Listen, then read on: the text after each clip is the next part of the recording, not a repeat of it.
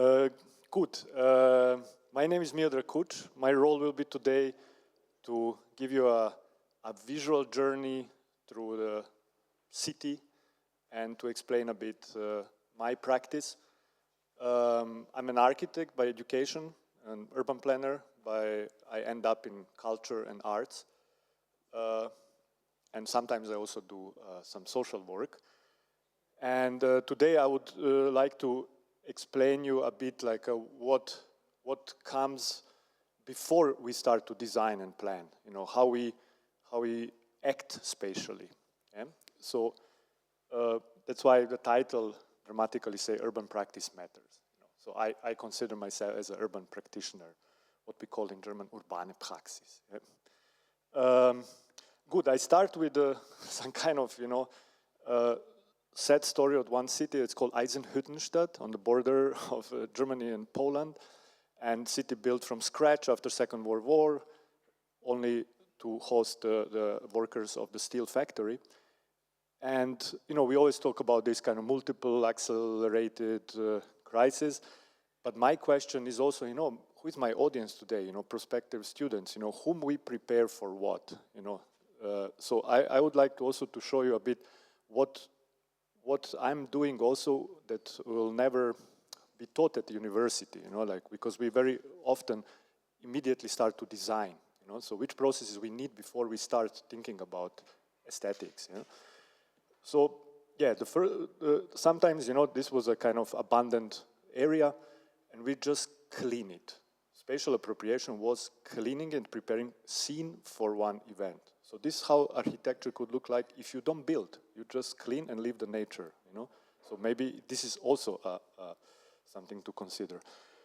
I work in a way that I understand that architecture always is a series of actions and what I call leading to some political position. This is also an example of a work at Haus der Statistik, which I'll explain later, a huge project in the center of Berlin. But we start to saying, okay, what are our skills? You know, how we can work together. So we create this kind of art installation. It's called collaboration orgel, which is basically some kind of leftovers of some toilets that were in the abandoned hotel. It's actually orgel, it's instrument, you know. So some people know how to make a hydraulic pump, some people know how to make a bike, some people know how to play music, and we all know how to open the lids of the toilets, and it sounds very good, you know. So this also explain a bit on a jokey way how city is a battlefield and how we can actually do things without having budget, without talking to authorities, without basically just doing things. But things are much more complicated. I always, for students of architecture, I always want to remind them on some great work of some architects. They are very small scale. This is, as you know, the project Teatro del Mondo from Venice, and it's actually very simple architecture, but it's so loaded with the meanings and its own position and juxtaposition with City of Venice actually explain how the powerful could be ephemeral structure. Something that was built just for 3 months came equally into history of architecture as some building that we celebrate after 100 years and put it in UNESCO heritage, you know. So mobility, modularity, participative form are all some kind of elements that I would like to introduce today. But yeah, back to something that we always talk, transdisciplinarity. Usually in this integrative urban planning, we are just juggling in between complex disciplines, spatial planning, ecology, environmental studies, transportation, but very rarely really introducing community or some kind of, very often with some pseudo-participatory methods. And I would like to show you how actually we work in an institution where I'm coming from. It's called ZKU, Center for Arts and Urbanistic. And we very often work also with partners from industry, partners from a local bakery, a politician that is trying to get votes for a new election. So we introduce all these people that are outside of academy and trying to involve them in a process. This is event we organized last year. It's called Privatoper. It's like an opera from the people that play instrument at home, you know. So they just come and play and participate, enter the space and show actually what they're doing in some multiple Zooms. They're making, you know, they're just playing music and it sounds good and it's direct, is breaking this elitist relation to opera, which many people are having, and what I call it, these are frameworks for real issues, you know. And then after this opera, we really talk about politics, not about how you play your, I don't know, oboe. You know? So fun. This institution I work, it's called ZKU. I like to say always that we are kind of hybrid institution, you know, in between artistic residency, research center, social affair and club, you know. So we mix all this function in one building. But what I want to emphasize here is this, that we start from the context as a pretext for everything, you know. So it's really important to understand the architecture as a place for encounter, as a place where we can really allow people to come together without participating too much. Really to put a granny from the neighborhood that doesn't speak English with a hipster from Japan. This is a really complicated issue, and a lot of frictions are happening, but we are really, I think, good in this. You know? And this friction always kind of turns a discussion not in a consensus, but in a productive conflict, what I say. So just very short history where we are. Like we are on the right side, you see this like Güterbahnhof, like a cargo station that changed radically in the last 30 years. I won't bother you with all this industry. It's a photo from 70s, 80s, I would say. It looks very different now. So you know, having industrial areas in the city center is something quite unusual, but in Berlin this really influenced our work. So this is how we found the building coming in 2008-9 to the site, some kind of in-between very dense neighborhood and abandoned tracks of the kind of economy that does not exist anymore. So in this vacuum, what we're gonna do starts. Not just we don't come and say this is going to be whatever, co-working space. No, this is going to be an answer from what we are and where we are. And landing in a working class neighborhood as an artist in residency is not best idea. You know, you always get considered as some kind of initial gentrificator. You know, so what I want to say, it's basically we perform urbanism. You know. So it's some kind of term that we use, kind of performative urbanism, and as you know, this image is from the Burning Man. It's like a people coming together massively or not in one space. It's already a statement, you know, even if it's desert, even if there's no content. But talking about whatever, just one small factor, let's say environmental one. I think 2 years ago there was a big rain here exactly on this, and people could not go out because their cars were just stuck in mud. You know? So it's enough that one factor of this all multiple factor does not work for you and city collapse. You know? Or this, let's say, temporary city where, I know, 100,000 people are on one party. You know? So we start in this performative urbanism always to think about scenarios, multiple scenarios parallelly instead of having master plan, because master plan is kind of dead. You know, master plan does not synchronize with the reality that is accelerated. So we know this, but we don't know how to act with this. We think that, I don't know, multiple sensors and camera can help us, but you know, one rain can know more. And then how we do you might ask yourself, like how we stage this transformation. This is a nice image of the day when we start to dismantle our roof for the reconstruction of ZKU. This is a journey we start right before Corona, without knowing that Corona is coming. And we start to carefully dismantle the end of 19th century roof in order to preserve it somehow. We didn't know what we want really there. We want to put it in a rural area around Berlin to have some kind of stage in some other institution. But we were carefully dismantling. And then keeping, although its building is not listed as a heritage, you know, we just want to keep these layers.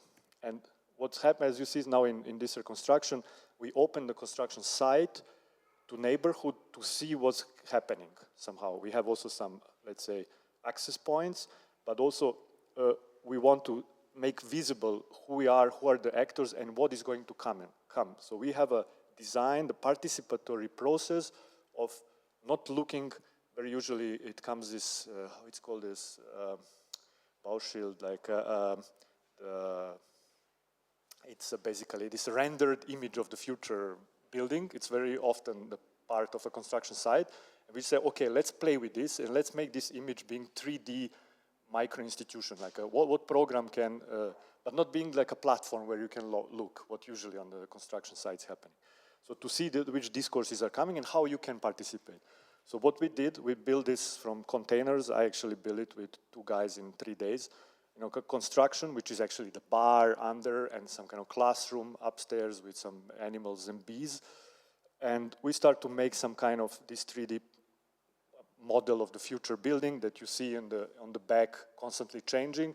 We make it as a participatory kind of infrastructure. You know, sometimes there are events, sometimes discussion, and it was Corona. It was a perfect, you can be in the park, you can be distanced, you can be doing whatever you want. So it became for a neighborhood some kind of refuge place to run away from these restrictions. And from the roof, in the same moment, we made a boat. I will explain this later, it's a bit crazy story. But the invitation came from Documenta. It's one of the biggest German exhibition of contemporary art.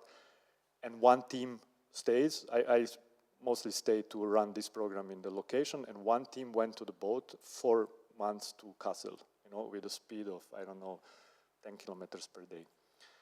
And what's really happened, it showed how this process of what we call urban stage, urbane Bühne, answer this regulation, and how at the beginning on the right side was a bit more, you know, like distance, 5 of us, yeah? And then the end became this, you know, like a massive place for concerts and party, because, you know, youth also, or people of your age, they were at the limits of a mental pressure, and they just need to, and there was some kind of charismatic explosion at the end of end of regulation. It was a lot of parties, and even the authorities could not deal anymore with this. You know, just police will come and will be 3,000 people in the park. What they can do, you know, they cannot arrest all of us.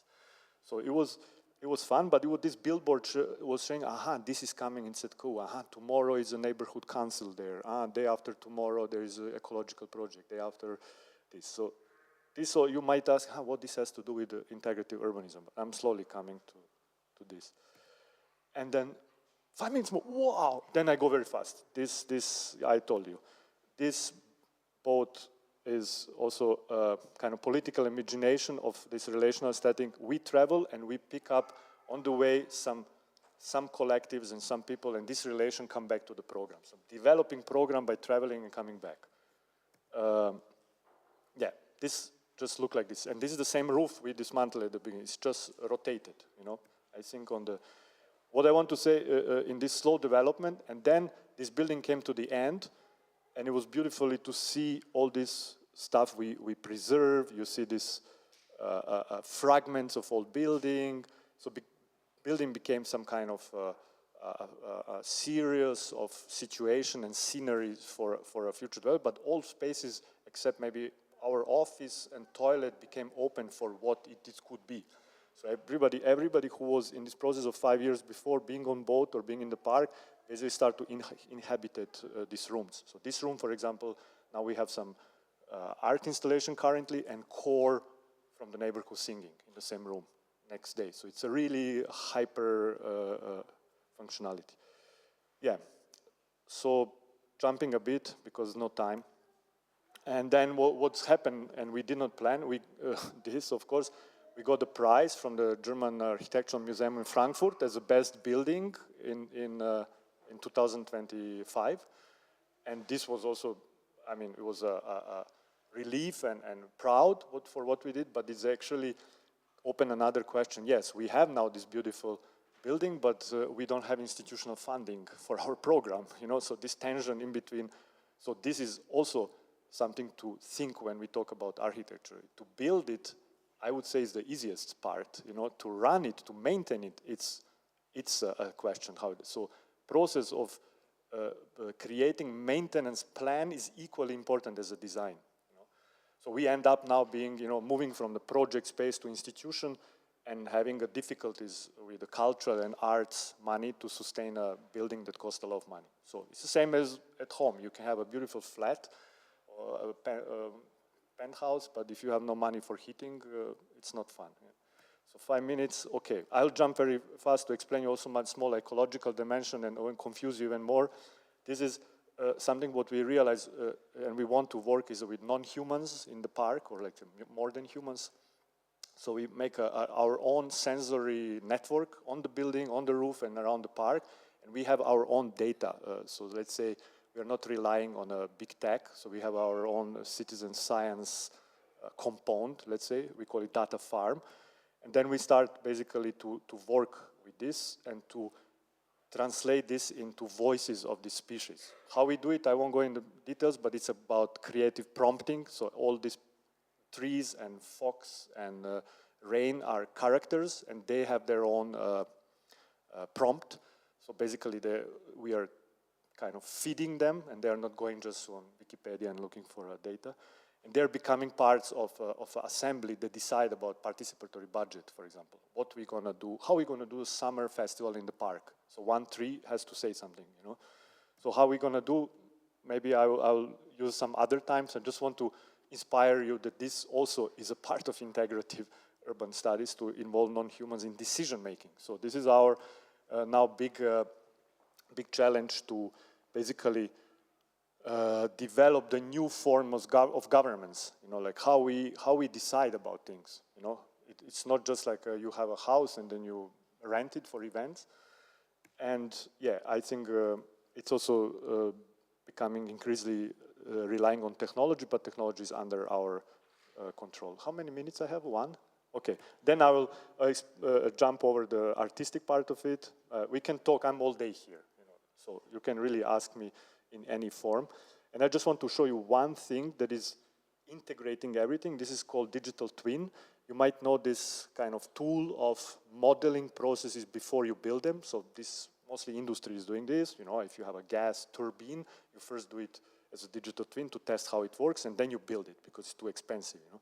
So what we did a digital twin of ZKU. So imagine all this data we collect and all knowledge we have and historical knowledge parked in one 3D model, but not 3D model, just which you can, it's a live data, it's happening. So you can basically, you can go inside, and so we hijack this concept of industrial products as our own data farm. In our building is a server, so it's localized, and you can go historically in the basement to see how building looked like in 1893, but you can also see what is programmed. You know, you can see how we work, what are the projects. So it's a kind of in between, imagine deep archive and the future of websites, you know, which integrates everything what I was telling you. So you can go in the history back and see what they did in 2020, that makes sense, link it to article.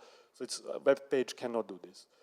So I leave you with this question mark, and this on the back look like this. You know, it's, you know, starting from photogrammetry and then ending up in a total integration of real-time data. Bit scary, but still alternative to what society is bringing us.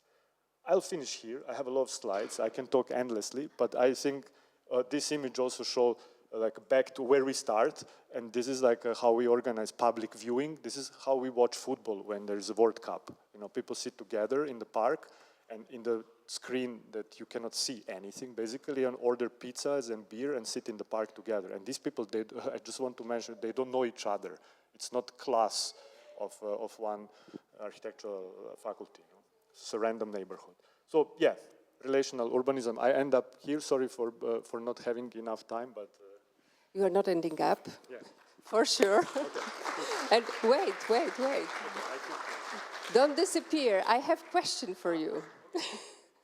And you will have an opportunity to talk, interact with Miodrag during the workshop, and then in the afternoon you are going to tell more about your work. I have some propaganda there in the table, some postcards I brought for you, so please feel free to take it. And you are one of the tutors and teachers in our integrative urban studies, and maybe there will be possibility to have sort of internship during the study in your institution. So just to advertise. Yeah, okay, I forgot to advertise, sorry for that. Yeah, 4th semester in our program is also dedicated to some kind of doing master thesis and being in I don't like to call it internship, but more like shadowing yourself in our institution. So we are one of the, let's say, partners. So if you want to do something crazy for master thesis, you can do it with me. So I have a question. You're actually building communities. That's what I think you are doing. Correct me. And tell me, does architecture create social frameworks or fill them? How can we find true community in the modern world? How are you building it? Just in 2-3 sentences, yeah. What is the essence? In 2-3 sentences, I can tell you that it's very complex. Yeah, first question is, what we consider under communities. I think that's the main thing. Till now in urban planning, we were mostly thinking about some kind of group of people divided through some categories, gender, race, ethnicity, and I think we have to reconsider this. So our communities can be, Pokemon lovers community. Like a community has to go a bit more horizontal, and I think we like to form these communities around topics that are unusual, and then go out of this and say, okay, boat community, who likes to be on the boat 4 months and sleep with unknown people without toilet? Me, okay, you are a good community, come here. So these people, I think, mix of this kind of people bring much more intensive or outcomes than the community there are, let's say, ethnical community. This is boring. There's so many people that deal with statistic, demography, or whatever. So we should not do this. We are artists. Okay, now we are trying to move on inside the program. Okay, you can stay with me. Yeah, I stay here and answer all possible questions. Because I would like you now to reform a little bit. We are going to create 4 teams, and we are trying to show you actually what the imaginary